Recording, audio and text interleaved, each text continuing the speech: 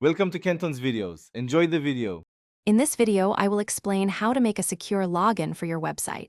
First, always use HTTPS to encrypt all data exchanged between the user's browser and your server. This crucial step protects sensitive information from eavesdropping.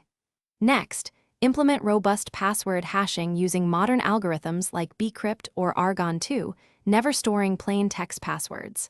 Finally, validate all user inputs rigorously to prevent common vulnerabilities, such as SQL injection and cross-site scripting.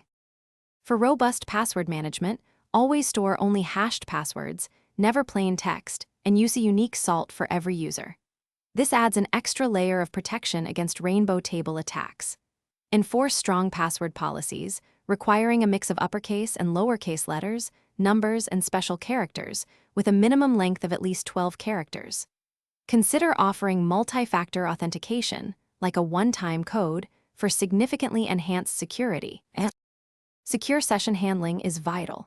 Generate long, random, and unique session identifiers for each user upon login.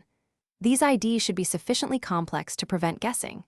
Implement appropriate session timeouts, automatically logging out inactive users after a reasonable period, perhaps 30 minutes, to minimize unauthorized access.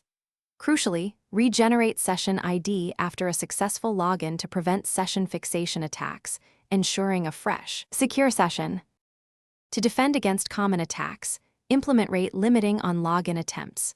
For example, allow only 5 failed attempts within a 5-minute window before a temporary lockout.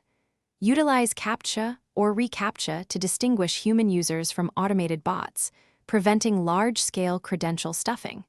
Finally, regularly update all your website's software components, including frameworks and libraries, to patch known security vulnerabilities and maintain a strong defense. Thanks for watching. Consider subscribing if we helped you.